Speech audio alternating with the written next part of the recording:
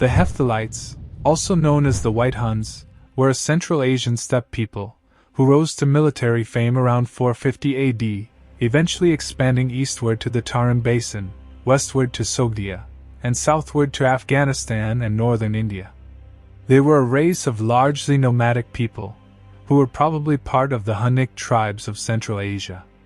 Although they were mostly nomadic tribes previously, they adopted the lifestyle of the lands they conquered, but still retained their warlike nature. They were described by the Romans as more civilized than their other nomadic brothers.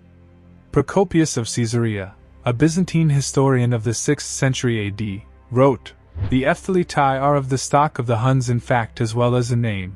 However, they do not mingle with any of the Huns known to us, for they occupy a land neither adjoining, nor even very near to them.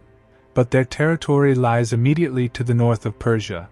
Indeed, their city, called Gorgo, is located over against the Persian frontier, and is consequently the center of frequent contests concerning boundary lines between the two peoples. For they are not nomads like the other Hunnic peoples, but for a long time have been established in a goodly land. As a result of this, they have never made any incursion into the Roman territory, except in company with the Median army. They are the only ones among the Huns who have white bodies, and countenances which are not ugly. It is also true that their manner of living is unlike that of their kinsmen, nor do they live a savage life as they do. But they are ruled by one king, and since they possess a lawful constitution, they observe right and justice in their dealings both with one another, and with their neighbors, in no degree less than the Romans and the Persians." There are many other Byzantine authors that give information relevant to the Hephthalites. More information about the Hephthalites comes from Eastern sources, particularly Chinese documents. The name Hephthalites appeared for the first time in Chinese chronicles in AD 456, when they sent the first embassy to China, to the court of the Northern Wei Empire.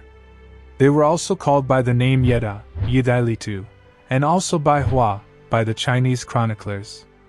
Many Chinese written sources give us the accounts of their origin, cities and capitals, societies and customs, as well as many more. But the most interesting information is preserved in the later copies from the time of Emperor Yuan of Lian, of the 6th century. There is a scroll, depicting the envoys of the 35 countries, who were sent to the court of Lian, to pay tribute in the reign of Emperor Wu. In this source, we can also find information about the Hephthalites. The Hephthalites are mentioned in various other sources by different peoples, calling them by various names, which are generally different variations of the term Hephthalites. But we know for certain that they called themselves by the term Ebodal, which could be seen in the seal of an early Hephthalite king, with the Bactria script inscription. As to the question of their origin, well, this is the place where we have many gaps in our knowledge about the Hephthalites and the formation of their states. The first difficulty is that they are given different names in various sources. On top of this, the Chinese sources give us a number of accounts of the origin of the Hephthalites. The Chinese writer Wei Jing, who personally had a conversation with some of the Hephthalites, states, however, the information has come from remote countries, and foreign languages are subject to corruption and misunderstanding. Moreover, it concerns matter of very ancient time, so we do not know what is certain. In this way, it is impossible to decide the origin of the Hephthalites. So it's quite clear that the origin of the Hephthalites is ambiguous, and we can never be completely sure of any particular proposed origin. The scholars have put forward many origin theories, and the best we can do is to go through the parallels that they have pointed out between the Hephthalites and the people that they propose the Hephthalites originated from. The Scythians. The burials of the early medieval times in Central Asia and Afghanistan provide us with some information on the Hephthalites. The Chinese chronicles report that the bodies of simple Hephthalite people were placed in earth burials, while the rich were buried in specially built stone vaults. Along with the dead, objects used in the life of the deceased were buried. There are also reports that they lead around a dead dog, so that the animal would take away evil spirits. An interesting phenomenon is described by Procopius of Caesarea, which tells us that wealthy citizens gather for themselves around 20 people or more as friends, who then become their banquet companions, and enjoy share in all their property. But when the wealthy citizens die, these friends were buried alive with him into the tomb. This custom was probably drawn from the tradition of burying slaves with their owners, already found in earlier Scythian times. A funeral is described by Ammianus Marcellinus of the Chianite, who are considered to be ancestors of the Hephthalite, which seems similar and descended down version of the Scythians. At this funeral, the corpse of the Chianite prince, who was killed at Amida, was burned in the area, with artificially produced figures of his friends, who in this way symbolically accompanied him to the other world. The Chianites and the ancient Turks. An interesting parallel can be found among the funeral customs of the Chianites from the description of Ammianus Marcellinus, and among the ancient Turks as shown by Kislesov. Ammianus describes a depiction of a memorial scene, which was depicted on one of the statues of soldiers, in which two participants of feasts were sitting in front of the sculpture, one of them holding a vessel, another lowering his hand to scoop up another drink. Another monument of two statues of people involved in the funeral feast is also known. They are shown seated with crossed legs in the steppe tradition. According to Kislesov, images of warriors with vessels in their hands were necessary to ensure that during the feast organized by close relatives of the buried person in his honor, he could drink with them. All this was intended to appease the dead. Elements of such rites as described by Ammianus are seen in the excavation at the burial mounds Kangakala and Kangayuz, in the territory of northern Turkmenistan. Trofimova remarked that the admixture of Mongolid elements close to a northern Chinese type in Kangayuz and Kangakala can be explained by ties of the Khwarezmian people with the Chianites, the ancestors of the Hephthalite population. Southern Siberia to Central Asia. The theory has been put forward, based on the similar tradition of cremation of some graves in Central Asia, with graves from southern Siberia, that Hachihovu in Tuva, and late Tashtik barrows excavated near Minusинsk, indicate close ethnical and cultural contacts between the populations of these regions in 3rd to 5th centuries AD. The explanation provided is that the groups of people, probably the Huns from southern Siberia, migrated to Central Asia at that time, first to the left bank Khwarezm, and then to northern Bactria. Central Asian Huns. The coins found mostly in Pakistan and India show that the heads of the Hephthalite kings bore the marks of the same circular deformation, which spread in Europe and Asia in the mid-1st millennium AD, and is linked to Central Asian tribes including Huns.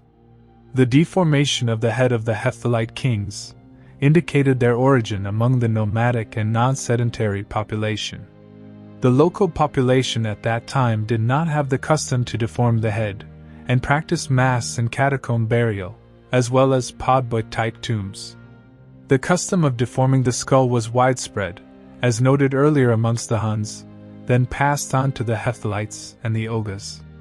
Subsequently, this custom of skull deformation was renewed only by the Turkmens among the people of Central Asia, as a typical ethnographic feature. Thereby an ethnic relationship is traced, from the Central Asian Huns moving to the west, and using this custom as an identity marker of their tribe, later the Hephthalites, then the Oghuz. The information about the physical appearance of the Hephthalites also lacks precision. Apart from what Procopius tells us about the Hephthalite, that they are white-skinned and are not ugly, we have paintings from Balalik Tepe. Several figures in these paintings have a characteristic appearance, with belted jackets with a unique lapel on their tunic, being folded on the right side, a style which became popular under the Hephthalites. These figures have cropped hair accessories, their distinctive physiognomy, and their round beardless faces. The same facial features and hairstyle can also be seen in the murals of Dilbergen Tepe, as well as from the Chinese painting of the Hephthalites Anvo. But these figures probably represent only the ruling and elite family of the Hephthalites. We cannot say for sure about the rest of the general population. It is noted that the administration system of the Hephthalites was a complex mixture of the original Hephthalite society, their ancestral tribal arrangement, and the institutions that were native to the conquered regions. Beishi, the official dynastic history of northern Chinese dynasties, states that the throne of the Hephthalites cannot be transmitted hereditarily, and is received according to the ability of the relatives.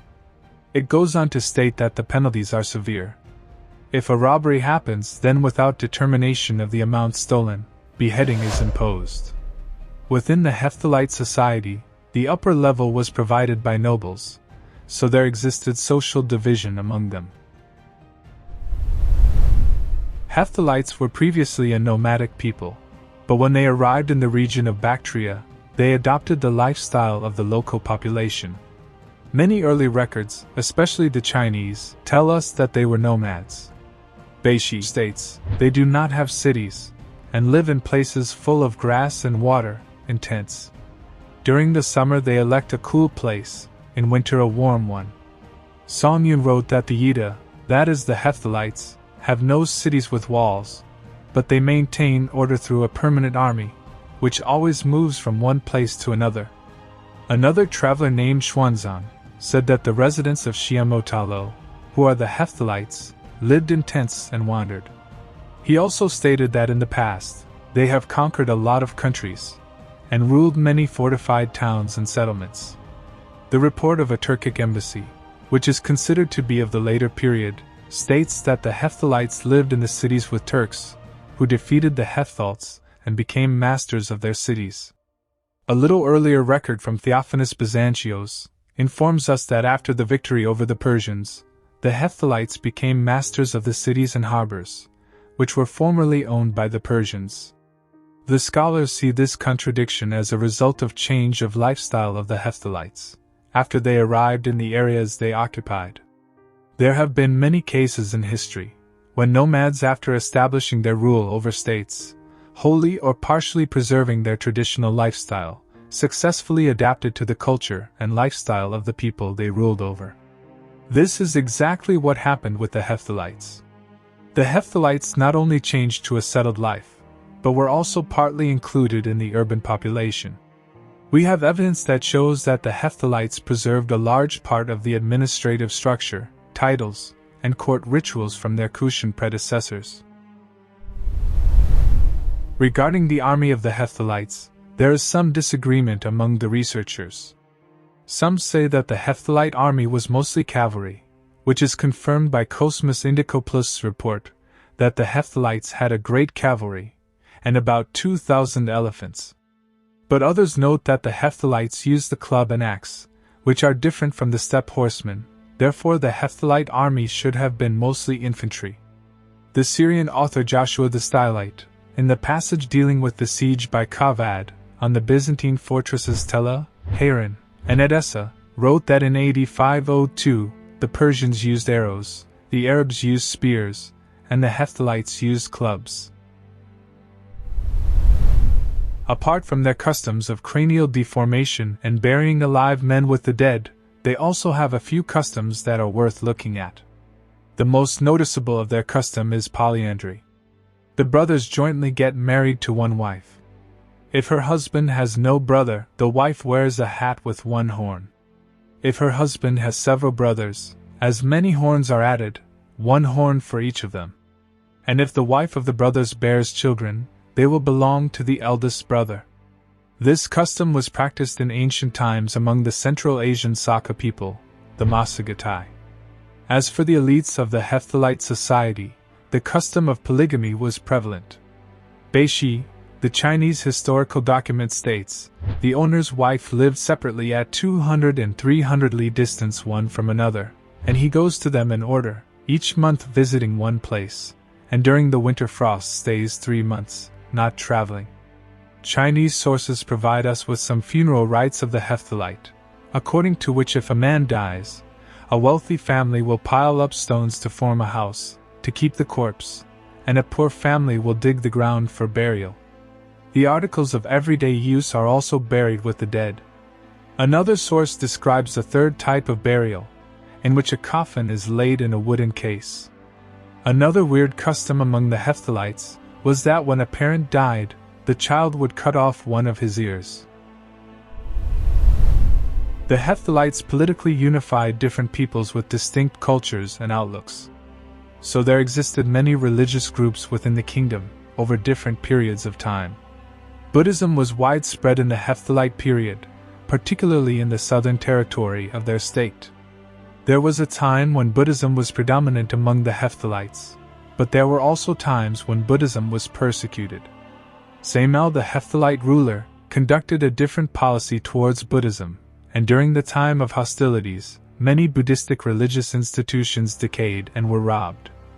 But as a whole, in Central Asia under the Hephthalites, Buddhism was not subjected to persecution. Instead, some of the rulers even supported Buddhism. There is a copper inscription which was inscribed to mark the consecration of the stupa, a Buddhist sanctuary in the region around modern Taloqan.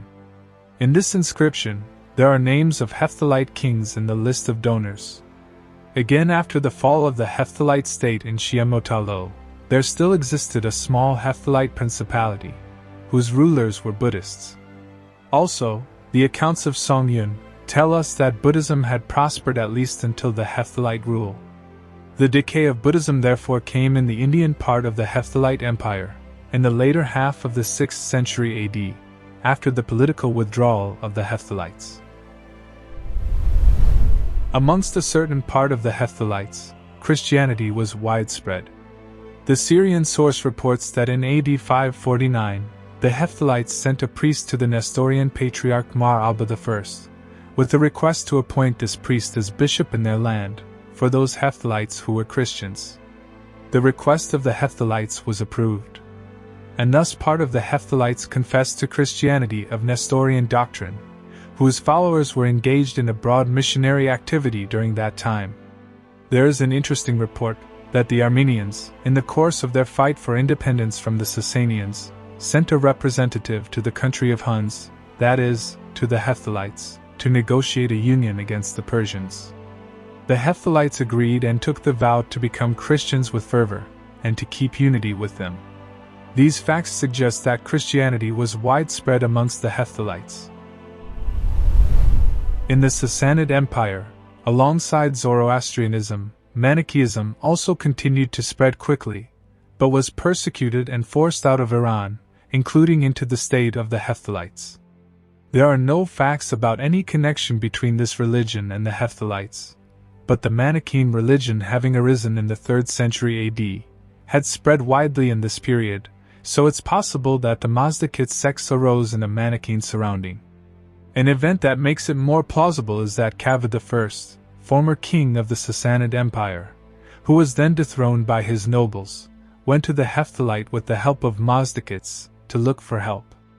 Again in the 7th century AD, the head of the Manichaeans had his residence in Tokaristan. Apart from all these well-established religions, there were also many local religions that were practiced among the Hephthalites. The Chinese source Liangshu reports that the Hephthalites worshipped the god of the sky, Tianxin, and the god of fire, Wishin.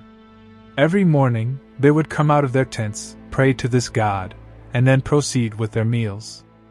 Among the Hephthalites people, there existed a fusion of the Iranian cult of the god sun Mitra, and the religion of India, so that Mitra became not only Surya but also Vishnu and Shiva, without losing the Iranian aspect of monotheism. It has been noted that the main god of the Kainites and Hephthalites was the sun god, and later the cult of this god was connected with the cult of Mitra.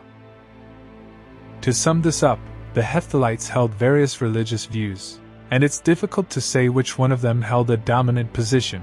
It seems that different religions coexisted, and religious tolerance was characteristic in the Hephthalite Empire, as it was later for the Turks and the Mongols in the time of Chinggis Khan.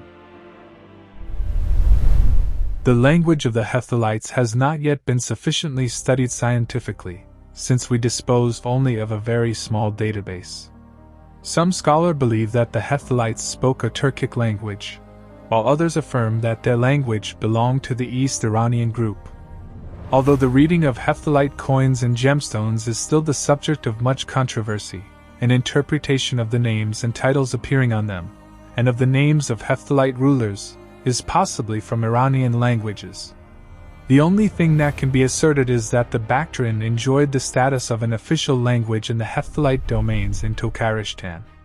But in this vast region of the Hephthalite state, many territories were populated by different folks, so probably, besides Hephthalite, other languages were also used. In particular, the Sogdian language is represented, traces of which are found in eastern Turkestan in preserved documents. Except the Sogdian, the Khwarezmian script was also widespread. On the territory of Tokarestan and northwestern India, Kharosthi was also in use, but adjacent to the Sasanian state, Pahlavi was the dominant language. The Bactrian alphabet adopted by the Hephthalites in the 4th century AD developed out of the Greek alphabet and spread throughout Bactria, then became the official alphabet of the Kushan state, from where it presumably passed on to the Hephthalites. However, the system of writing in Hephthalite time differed from Bactrian and Kushan, being more cursive. In the Bactrian script, besides the 24 letters of the Greek alphabet, one additional letter of sh was added. Xianzong wrote that in Tokarestan. Their language differs somewhat from that of other countries. The number of radical letters in their language is 25. By combining these they express all objects around them. Their writing is across the page, and they read from left to right. Their literary records have increased gradually, and exceed those of the people of Suli. The Hephthalites continued to use the Bactrian language in Greek script, but spreading to the east, they also adopted Indian languages and scripts. This is it for this video. I hope you've enjoyed it. If you did so, then please like the video, and subscribe to this channel for more such content. And thanks for watching.